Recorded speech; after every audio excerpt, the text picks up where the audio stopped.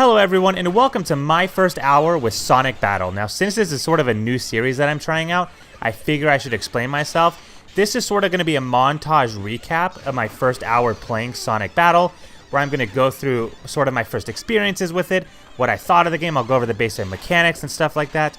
And then at the end of the video, I sort of come to a conclusion on whether or not the game is worth playing after the first hour, or if the first hour is just so bad that it's something you should quit playing at that point. So it's sort of a good early look at games that I want to try out. And so that's what this series is going to be. And as you can tell, the first one is going to be for Sonic Battle. Now, for those of you that haven't heard of this game, and that's probably quite a few people, this game was released about, wow, at this point 14 years ago, because it's 2018 now, though it was released in December of 2003 in Japan. It did release 2004 everywhere else in the world. It was published by Sega and THQ, and developed by the Sonic team, kind of like most Sonic games are, for the Game Boy Advance. And so this is sort of, I don't want to call it a rare game, because it's pretty easy to find on the market, but it's something that not a lot of people have tried, and so I figure I would give this game a try. So, let's start the clock. I've never actually played Sonic Battle before, but from the 5 seconds of gameplay that I've seen so far, this is probably going to suck. So the game starts out with Eggman basically abusing this cute, adorable robot, who probably deserved it, to be honest. And we're off. Now the first thing you're going to notice is that in this game you don't actually control Sonic, you control a cursor that controls Sonic. Because clearly you can't actually move Sonic with the control pad on a Game Boy. It's not like it's been done before or something. 2 minutes in and I'm already getting frustrated. So apparently everybody in this city wants your little robot friend to be dead. Shadow here just comes up and threatens to destroy him with his bare hands because he refuses to talk to him. So now we have to step in and save the day. Alright, here we go. Time for the first battle. Oh yeah, and don't bother telling me any controls game. I guess I'll just spam the buttons until I can figure it out. That's fine. Now the first thing you're going to notice is that these fights are pretty lame. Everyone has points and each KO will lower your point total. Last one standing wins. And good thing our robot friend is here, because he literally can't fight. Eggman was right, you are a waste. So after you beat up Shadow, you go to the beach and go through the exact same dialogue with Rouge the Bat. Oh, I want that robot, but you have a link with it already, Sonic. Sonic also tries to hook up with Rouge, but his romantic advances are emphatically denied. Now you might imagine that Rouge, being a bat, and Shadow, being a hedgehog, would mean that these fights would be vastly different with two differing combat styles, but you'd be wrong. Instead, imagine this. They're the same damn fight. Oh, no wait, Rouge can hover. So I guess they are different fights. What are we at, 9 minutes? I hate myself. After we defeat Rouge, we get 2 seconds of dialogue, and then we fight Rouge. Yeah, again, same fight. Oh, except now you have to KO her 5 times instead of 3. Yay. And you want to guess what happened next?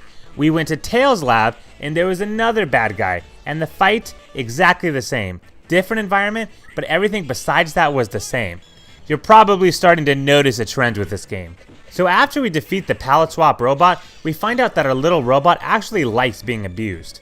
Because in order to learn new moves, he has to get hit by that move. So like any good parent, we beat our robot friend up over and over to help him learn to defend himself. Finally, we get to a section that's somewhat original. This time, we're racing both Tails and the robot to see who can get 10 KOs the fastest. The combat and gameplay are still the same, but having a different goal makes it feel at least somewhat different. So this, right here, is the meat of the game, and the part that stirred up the most controversy with reviewers. You can equip your robot with moves from all the people he has faced in the past. Speaking of your robot, his name is now Emerald, I guess, which is supposed to be a pun of emerald? Real witty there, Sonic. Now you'll probably notice that I have a couple of extra moves since I bought a pre-owned cartridge, but you can only add moves that fit the number of skill points you have.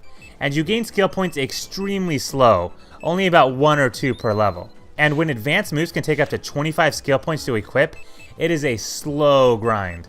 And slow grind has been the story of this game so far. What are we at, 23 minutes? And I'm already bored out of my mind.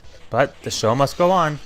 Anyway, after building up and training our robot ally, he's ready for the first fight against generic gray robot?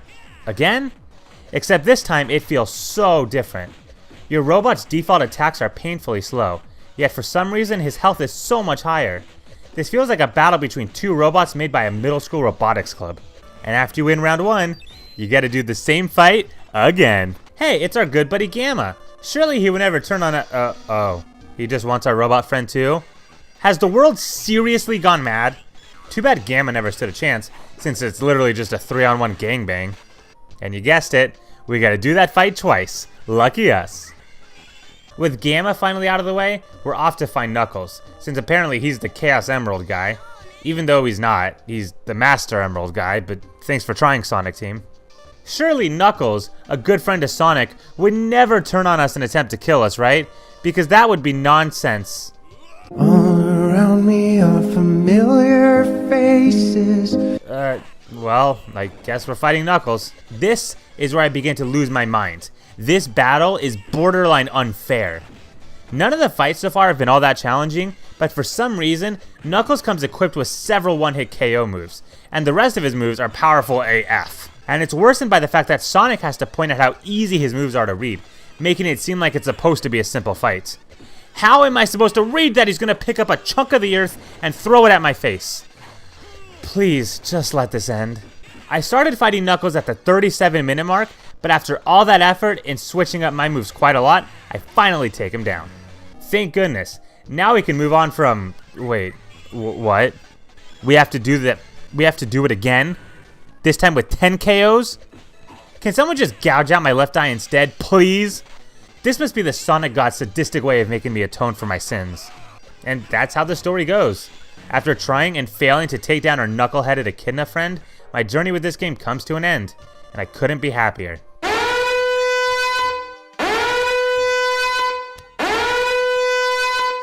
Look, Sonic Battle's something different, and I respect companies that try to branch out.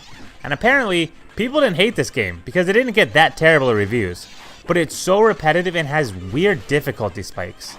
And I'm sorry, but I don't feel like grinding endlessly to help my robot friend become relevant.